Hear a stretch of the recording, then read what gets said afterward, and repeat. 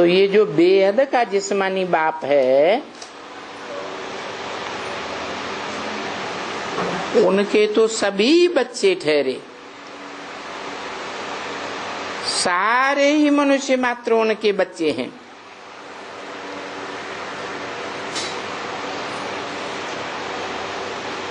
वो उनको कहते हैं,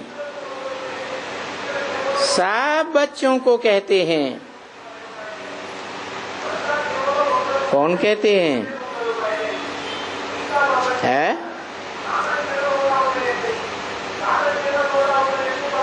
वो बेहद का जिस्मानी बाप सभी बच्चों को कहते हैं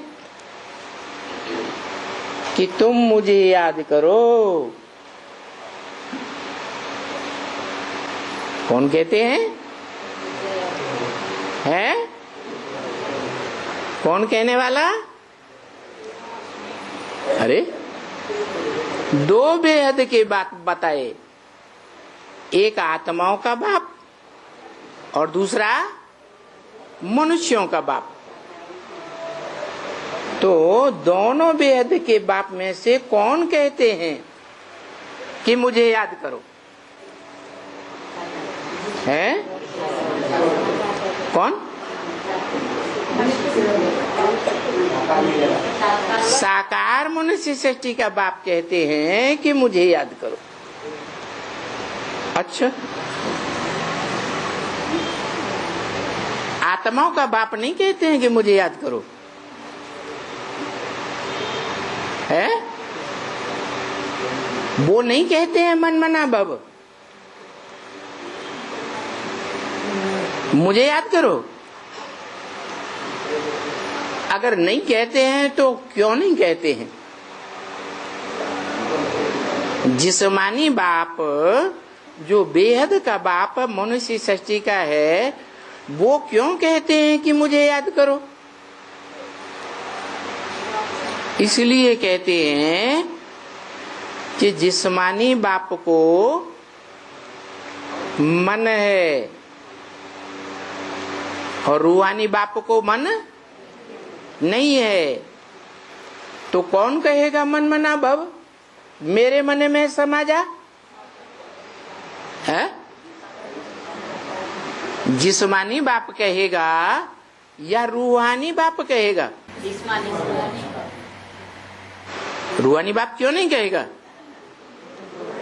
क्योंकि उनको मन है ही नहीं।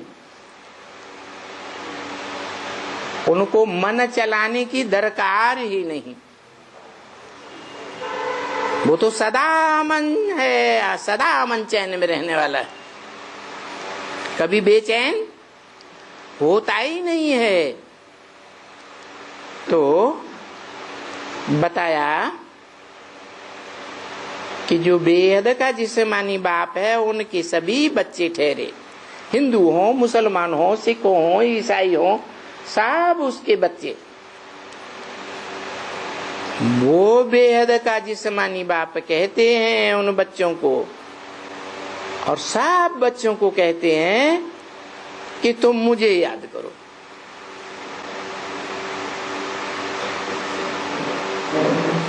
क्यों कहते हैं? इसलिए कहते हैं कि मुझे याद करेंगे तो तुम्हारी प्रवृत्ति मार्ग की याद होगी। क्या? आत्मा और शरीर की प्रवृत्ति है। साकार में निराकार को याद करेंगे तो प्रवृत्ति की याद है, और सिर्फ निराकार आत्मा को याद करेंगे, ज्योति बिंदु आत्मा को याद करेंगे तो प्रवृत्ति की याद है या निवृत्ति की याद है? निवृत्ति की याद हो जाती है।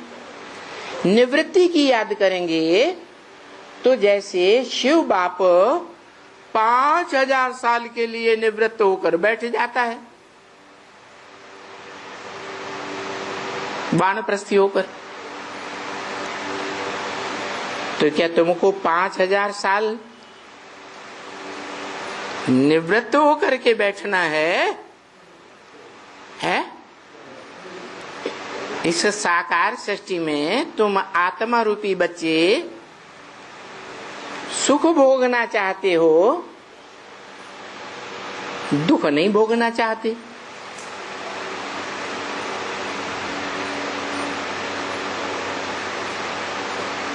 सुख भोगना चाहते हो, शरीर में रहते सुख भोगना चाहते। ऐसे कोई नहीं कहेगा कि हमें सुख नहीं चाहिए। सन्यासी कहते हैं हमें शांति चाहिए, हमें ये दुख की दुनिया नहीं चाहिए, हम सदा काल के लिए इस सृष्टि से मोक्ष को पालें। परंतु देखो ये कैसी हंसी की बात हो जाती है कि भगवान को तो कहते हैं तुम इस सृष्टि पर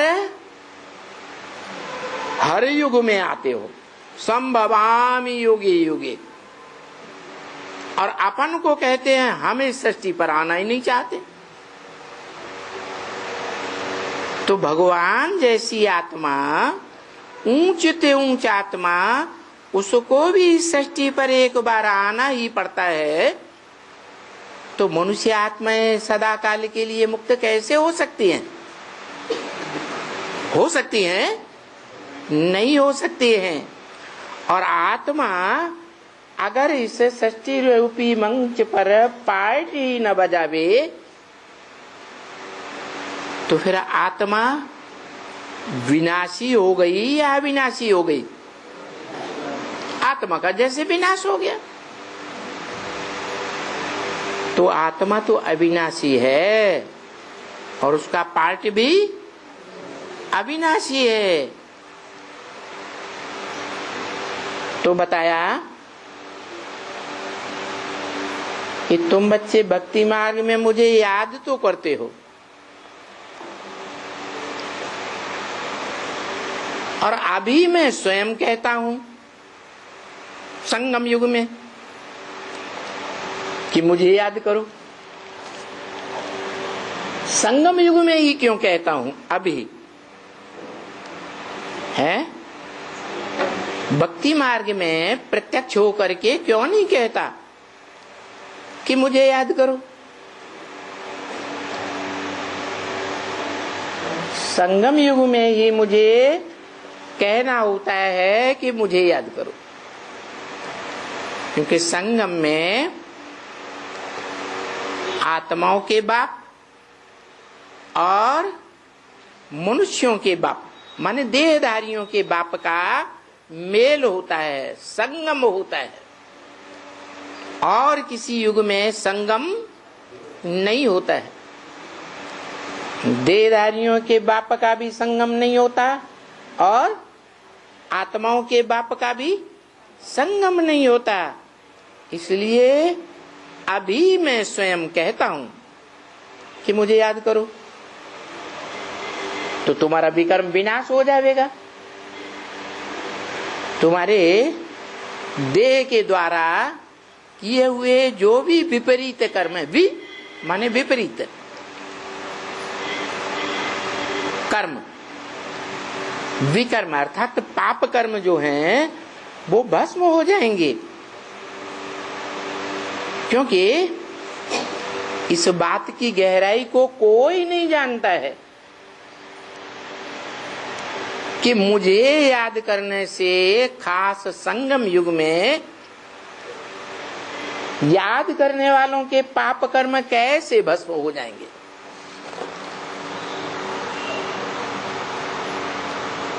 ये संगम युग ही है जिस युग में आत्माओं के बाप जो जन्म मरण के चक्र से न्यारा है, इसलिए त्रिकालदर्शी है। जो आत्माएं जन्म मरण के चक्र में आने वाली हैं वो पूर्व जन्मों की बातों को भूल जाती हैं और जो जन्म मरण के चक्र में ही नहीं आता, वो भूलता ही नहीं है, त्रिकालदर्शी है। वो त्रिकालदर्शी बाप हम देहधारी आत्माओं को आकर के ये ज्ञान देते हैं कि तुम विनाशी देह नहीं हो, तुम तो अविनाशी आत्मा हो। और अविनाशी आत्मा देह को धारण करके अविनाशी बन सकती है या नहीं बन सकती है?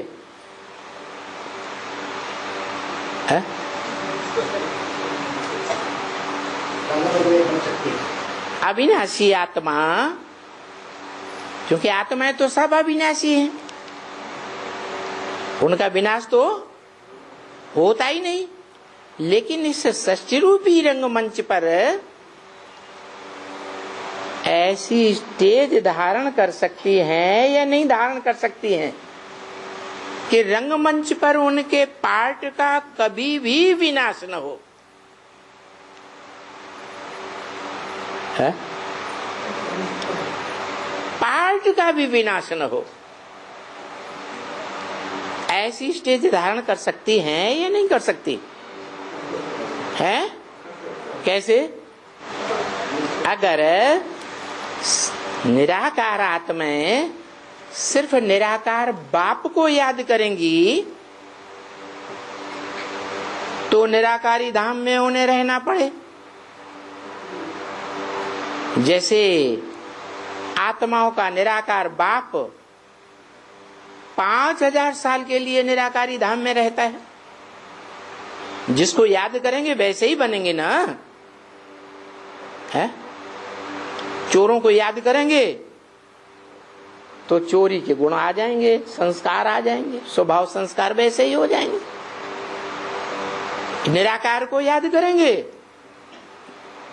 तो निराकार जैसे है वैसे ही बन जाएंगे।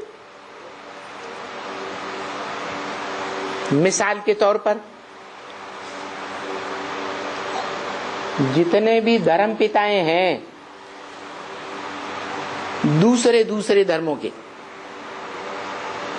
वो सब धर्म पिताएं निराकार को याद करते हैं या साकार को मानते हैं? तो वो लंबे समय तक परम धाम में पड़े रहते हैं या नहीं पड़े रहते हैं? हैं? पड़े रहते हैं। लेकिन ऐसी भी कोई आत्मा हो सकती है या ऐसी भी कोई ढेर की ढेर और भी आत्माएं हो सकती हैं जो 84 जन्मों तक इसी सृष्टि रूपी रंगमंच पर रह करके पार्ट बजाएं। हो सकती है या नहीं? नहीं हो सकती? हो सकती हैं। अब सवाल है कैसे हो सकती है? ऐसे हो सकती हैं कि जो भी आत्माएं हैं वो निराकार के साथ साथ ऐसे बेहद के बाप को भी पहचाने जो मनुष्य सृष्टि का बाप इस सृष्टि रूपी रंगमंच पर ऑलराउंड पार्ट बजाने वाला है।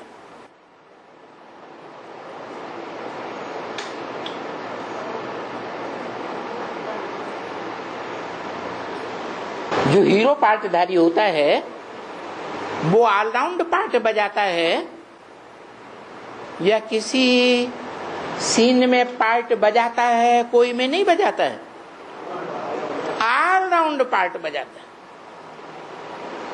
तो इस मनुष्य सृष्टि का जो बाप है, जो मनुष्य सृष्टि का बीज है, बीज का कभी विनाश होता है? बीज का विनाश नहीं होता। मान लो सर्दियों में फल देने वाला कोई बीज है, जैसे गेहूं, बरसात में डाल दिया धरनी में, तो बरसात के मौसम में या तो उगेगा नहीं, उगेगा तो फल नहीं देगा। कहां फल देगा? जब सर्दी का मौसम आएगा तब ही फल देगा। या बीज पथरीली जमीन पर डाल दिया जाए तो भी फल नहीं देगा। माना कि बीज का विनाश नहीं होता है, तो इस मनुष्य सृष्टि का भी एक बीज है जो अविनाशी है। इस सृष्टि रूपी रंगमंच पर अविनाशी है। ऐसा उसका पार्ट है जो कभी सृष्टि रूपी रंगमंच पर पार्ट खत्म ही नहीं होता। दुनिया खत्म हो जाती है, जड़ जंगम सारे पदार्थ विनाश को पाते हैं, लेकिन उन जड़ जंगम पदार्थों का एक बीज है जिसका विनाश कभी होता ही नहीं, जिसको गीता में कहा है परमात्मा इति उदाहत। दो तरह की आत्माएं बताई, एक क्षर और दूसरी अक्षर। क्षर माना क्षरित होने वाली, पतित होने वाली शक्ति जिनकी क्षीण होती है, ऐसी क्षरित होने वाली आत्मा। और एक और आत्मा है जो क्षरित होने वाली आत्माओं के बीच तुरीय है, वो कभी क्षरित ही नहीं होती। इस सृष्टि रूपी रंगमंच पर पार्ट बजाती है तो भी अक्षर रहती है, कोई के संग के रंग में नहीं आती, अटैचमेंट में नहीं आती। इब्राहिम, बुद्ध, क्राइस्ट, सभी धर्म पिताएं जो ग्रेट फादर्स कहे जाते हैं, वो सब संग के रंग में आकर के उनकी आत्माएं क्षरित होती हैं, क्षीण हो जाती हैं। लेकिन जो उन बापों का भी बाप,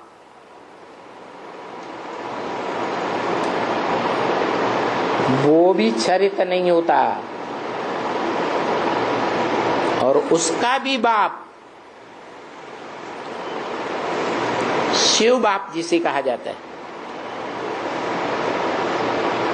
जिसकी मूर्तियां सारी दुनिया की खुदाइयों में मिलती हैं, सबसे जास्ती तादाद में मिलती हैं, और सारी दुनिया में उसके मंदिर भी अभी बनाए जा रहे हैं।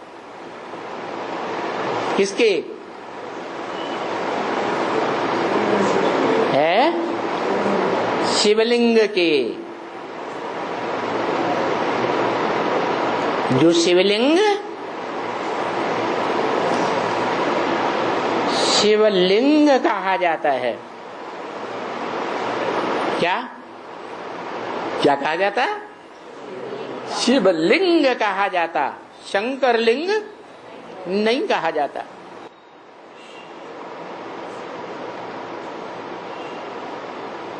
वो शिवलिंग की यादगार भारतवर्ष में तो गांव-गांव, शहर-शहर में है ही, विदेशों में भी है। जिस शिवलिंग के आगे भक्त लोग जाकर के 2500 वर्ष ये प्रार्थना करते रहे, त्वमेव माता च पिता त्वमेव।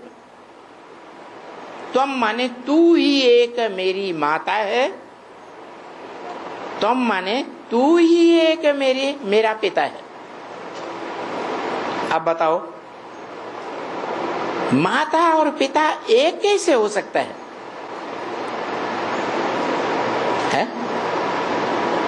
माता स्त्री जाति में और पिता पुरुष जाति में, और शिवलिंग के सामने जाकर कहेंगे तुमेव माता च पिता त्वमेव। तुम मेरी माता भी हो, पिता भी हो, एक तुम ही हो। तो एक ही कैसे हो जाएंगे?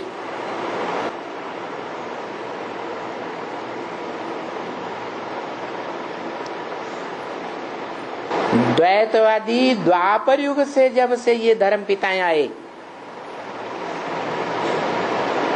तब से ही ये भक्ति मार्ग चला आया। पूजा चली आई शिवलिंग की। पुराने तो पुराना शिवलिंग सोमनाथ मंदिर में बनाया गया था, जिस सोमनाथ मंदिर में गोल आकार के लिंग के बीच में हीरा जड़ा हुआ था।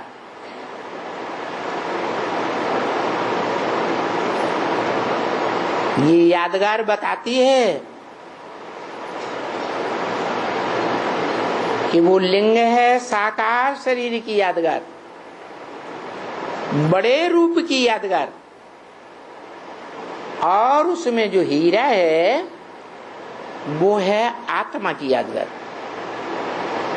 आत्मा और शरीर दोनों का मेल दिखाया गया है। और जिसे शिवलिंग कहा गया, उसमें प्रश्न ये पैदा होता है कि शिव जिसका नाम है वो आत्मा का नाम है या शरीर का नाम है? आत्मा का नाम है शिव। और जो भी आत्माएं होती हैं उनके शरीर के नाम होते हैं। एक ही आत्मा है जो जन्म मरण के चक्र में नहीं आती, जिसका अपना शरीर होता ही नहीं, कभी गर्भ से जन्म लेती ही नहीं। उस आत्मा को अपना शरीर होता ही नहीं। जब शरीर नहीं होता तो उसमें लिंग इंद्रिय कहां से आएगी? हो सकती है? नहीं हो सकती। हाथ, पांव, नाक, आंख, कान लिंग में दिखाए जाते हैं क्या? नहीं दिखाए जाते। और सुप्रीम सोल शिव, जो हेवनली गॉड फादर कहते हैं क्रिश्चियन लोग, वो निराकार शिव जिसको इंद्रियां होती ही नहीं, शरीर होता ही नहीं, उसके लिए कैसे कहेंगे शिवलिंग? मेरे लिंग की ही पूजा होती है, वो कह सकता है? मेरे कान की पूजा होती है, मेरी आंख की पूजा होती है, मेरे हाथ की पूजा होती है, ऐसे वो निराकार सदाशिव कह सकता है? कह सकता है? कह ही नहीं सकता। तो वो निराकार शिव जब इस सृष्टि पर आता है तो कोई मुकर्रर रथ में प्रवेश करता है। किस मुकर्रर रथ में? जो इस सृष्टि रूपी रंगमंच पर वो शरीर रूपी रथ सदा मुकर्रर है, कभी लोप होता ही नहीं। ऐसे मुकर्रर रथ में आता हूं। इसलिए गीता में बोला है अर्जुन के रथ के लिए, अर्जुन का जो शरीर रूपी रथ है उसके लिए बोला, इदं शरीरम कौन्तेय क्षेत्रम मित्यभिधीयते। हे अर्जुन, तुम्हारा यह जो शरीर है ये युद्ध क्षेत्र है, धर्म क्षेत्र है। दुनिया में जितने भी धर्म फैले हुए हैं उन सब धर्मों का धर्म क्षेत्र ये तुम्हारा शरीर है। उन धर्मों के आधार पर जितने कर्मकांड फैलाए गए हैं, मुसलमान क्रिश्चियंस जमीन में दफनाते हैं, मिट्टी में मिलाते हैं मुर्दे को, और भारतवासी जलाते हैं। तो ये कर्म हुआ ना, जलाने का या दफनाने का जमीन में। ये जो अलग अलग प्रकार के अनेक प्रकार के धर्मों के आधार पर कर्मकांड बने हुए हैं, और उन कर्मकांडों को लेकर के, धर्मों को लेकर के सब आपस में झगड़ रहे हैं।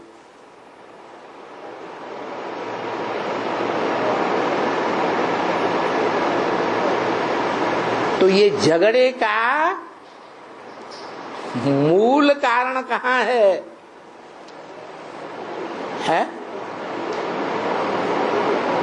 इस झगड़े का स्रोत कहाँ है?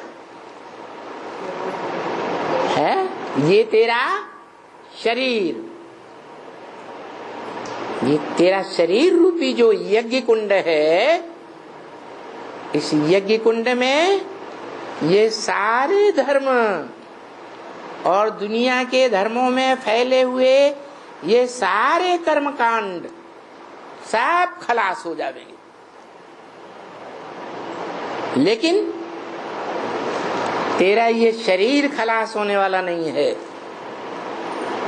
ये अविनाशी यज्ञ कुंड है, इसका नाम अविनाशी रुद्र ज्ञान यज्ञ कुंड है। क्या नाम है? अविनाशी शिव यज्ञ कुंड नहीं, ब्रह्मा यज्ञ कुंड नहीं, विष्णु यज्ञ कुंड नहीं। क्या नाम दिया? अविनाशी रुद्र ज्ञान यज्ञ कुंड। मेरा तो नाम बिंदी के ऊपर, आत्मा के ऊपर है। वो कहता है आत्माओं का बाप निराकार, कि मेरी आत्मा का ही नाम शिव है, मेरा शरीर होता ही नहीं। तो तेरा ये जो शरीर है, ये शरीर के आधार पर नाम पड़ा है, रौद्र रूप धारण करने वाला है।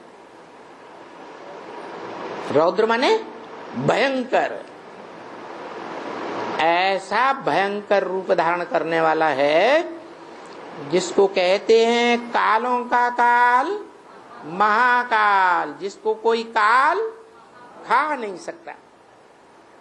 वो सारी दुनिया को खा जाएगा लेकिन उसको कोई खा नहीं सकता। ऐसा ये तेरा शरीर रूपी यज्ञ कुंड है। इसमें सारी दुनिया को स्वाहा होना है। कैसे? मन मना भव। किसने कहा? किसने कहा? कौन सी आत्मा ने कहा? है? मेरे मन में समा जा। मत माने मेरे, मन माने मन, मना माने मन, मन में, भव माने समा जा। किसने कहा? अरे कौन सी आत्मा ने कहा मेरे मन में समा जा? है? मनुष्य सृष्टि के बाप ने कहा कि मेरे अंदर इस मनुष्य सृष्टि का जो भी जड़ जंगम पदार्थ है, चेतन और अचेतन पदार्थ,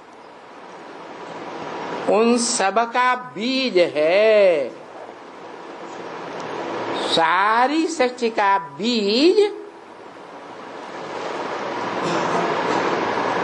मेरे अंदर समाया हुआ है। तो जैसे परिवार है,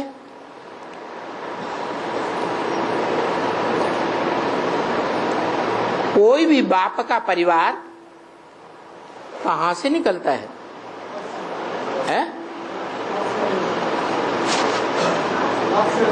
बाप से ही निकलता है। तो ये सारी मनुष्य सृष्टि रूपी जो परिवार है, जो कभी वसुधैव कुटुंबकम था, वो सारा जड़ जंगम परिवार, सारी भी मानवीय सृष्टि का परिवार मेरे अंदर समा जाता है। कैसे? मैं कहता हूं मन मना भव, मेरे मन में समा जा। अरे तेरे मन में क्या है?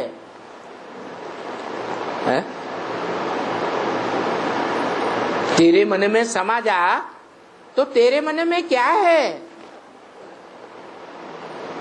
अरे एक शिव बाबा, दूसरा न कोई। उसके मन में स्मृति किसकी है? एक निराकार शिव की स्मृति है। और शिव ही सृष्टि पर आकर कहता है ब्रह्मा मुख द्वारा, मैं तुम बच्चों को आप समान नंबरवार बनाकर जाऊंगा। कैसा बनाकर जाऊंगा? आप समान।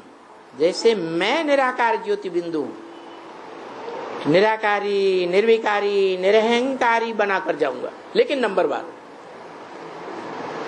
तो जो अव्वल नंबर में निराकारी, निर्विकारी, निरहंकारी बनता है, जो मनुष्य आत्मा,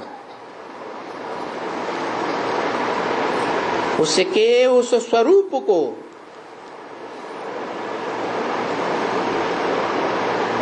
जिसके आधार पर वो बोलता है मन मना भव, मेरे मन में समा जा, तो उसके मन में क्या समाया हुआ है? ज्योति बिंदु। क्या समाया हुआ है?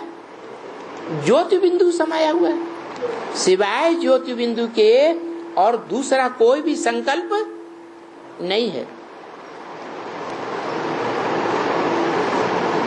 किसी मनुष्य मात्र की याद नहीं है, किसी पदार्थ की याद नहीं है, इस दुनिया के किसी प्राणी की याद नहीं है। सिर्फ एक उस आत्मा की यादगार है, याद है, जो सदा कायम है और इस सृष्टि पर भी आकर के सदा कायम है अपने स्वरूप में। किसी के संग के रंग में नहीं आता, तो उसकी याद से उस समान बन जाता है। साकार शरीर रहते रहते बन जाता है या शरीर छोड़कर बन जाता है? शरीर रहते रहते अव्वल नंबर में वो बनता है। और जो अव्वल नंबर में बनता है उसी के लिए मुसलमान कहते हैं अल्लाह अव्वल दीन। अल्लाह ने आकर के अव्वल नंबर दीन अर्थात धर्म की स्थापना की, जिसे भारत में कहते हैं सत्य सनातन धर्म। सनातन माने पुराने थे, पुराना, जिससे पुराना दुनिया में कोई धर्म था ही नहीं। तो उस सत्य सनातन धर्म का स्थापक इस सृष्टि रूपी रंगमंच पर सदा सत्य है, कभी असत्य अर्थात उसका लोप होता ही नहीं। और उसको जो याद करते हैं मन बुद्धि वाली आत्माएं अर्थात मनुष्य, तो वो भी उसकी याद में समा जाते हैं, उसकी याद में लीन हो जाते हैं। जैसे सन्यासियों ने मिसाल दिया कि सब आत्माएं सागर के बुलबुले हैं, स्पाइसेस हैं, छोटे बड़े बुलबुले हैं, सागर से ही निकलते हैं और सागर में ही समा जाते हैं।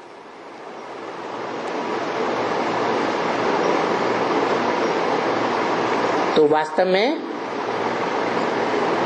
जो भी प्राणी मात्र की आत्माएं हैं,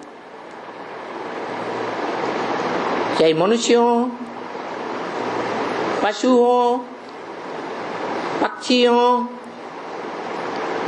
कीड़े मकोड़े हो, पेड़ पौधे हो, सबकी आत्माएं सच्ची रूपी रंगमंच पर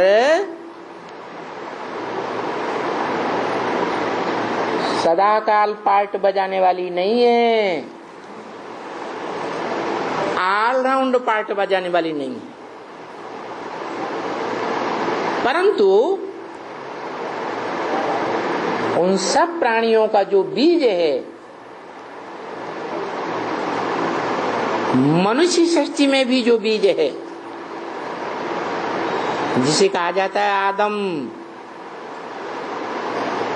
एडम, वो इस सृष्टि रूपी रंगमंच पर सदा काबिज है।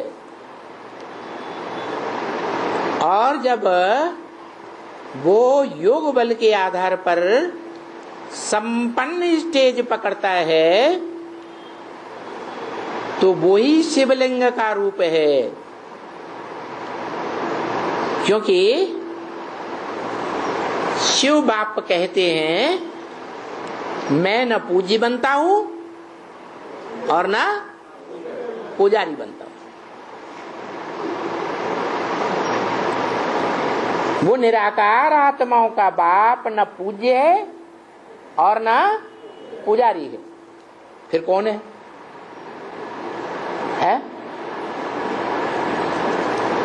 फिर कौन है? जो भी देवात्माएं हैं वो सब पूज्य बनती है और पुजारी भी बनती है। उन देव आत्माओं का जो बाप है महादेव, जिसे कहा जाता है देवदेव महादेव आदिदेव, वो ऐसी आत्मा है जो सबका बीज रूप बाप है, जो इस सच्ची रूपी रंगमंच पर सदा कायम है। और जब अपने योग बल की संपन्न स्टेज को पकड़ता है तो उस समय इस मनुष्य सृष्टि की सभी आत्माएं, मनुष्य आत्माएं भी और प्राणी मात्र भी उसी ज्योति बिंदु की याद में समा जाते हैं। जैसे सागर में बुदबुदे समा जाते हैं।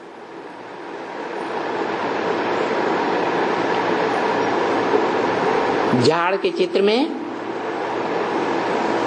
शिव बाबा ने साक्षात्कार के आधार पर झाड़ के ऊपर बैठा हुआ वो नग्न रूप निराकार की यादगार दिखाया है मनुष्य रूप में। याद आया? जहां दिखाया है कि सभी आत्माएं अपना शरीर छोड़ छोड़ करके उसमें समाती जा रही हैं। किसमें? जो कहता है मन मना भव, मेरे मन में समा जा, माने तेरे मन में ज्योति बिंदु, उस ज्योति बिंदु स्वरूप में इस सृष्टि की सभी आत्माएं समा जाती हैं महामृत्यु के समय, महाविनाश के समय। और उसी में से सारी आत्माएं अपने नंबर पर नंबरवार निकलती हैं। जैसे कोई बाप होता है दुनिया में, वो बाप अपना परिवार बनाता है तो नंबरवार बच्चे पैदा होते हैं या एक साथ पैदा हो पड़ते। ऐसे ही मनुष्य सृष्टि का बाप है जहां से सभी जड़ जंगम की पैदाइश होती है। अब सवाल है, सभी जड़ जंगम जो उसमें समा जाते हैं स्मृति के आधार पर, समाने से पहले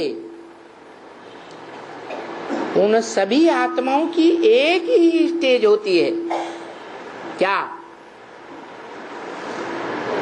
ज्योति बिंदु। नो संकल्प। ज्योति बिंदु माने संकल्प या नो संकल्प है? स्टॉप। अरे संकल्प चलाने में स्टॉप लग गया या संकल्पों की सरणी चलती रहती है? स्टॉप, फुल स्टॉप, ज्योति बिंदु। अभी क्या है? हर मनुष्य आत्मा रूपी ज्योति बिंदु के अंदर अलग अलग संकल्प चलते हैं। जो इनके अंदर सो इनके अंदर नहीं, जो इनके अंदर संकल्प वो इनके अंदर नहीं। सबके संकल्प अलग अलग। तुंडे तुंडे मतिर्भिन्ना। फिर क्या होता है? सबके संकल्प उस एक ज्योति बिंदु में समा जाते। इसीलिए गीता में लिखा है अव्यक्त मूर्तिना। अव्यक्त मूर्ति से सारी सृष्टि का जन्म होता है और उसी अव्यक्त मूर्ति में सारी सृष्टि के जड़ जंगम पदार्थ समा जाते हैं।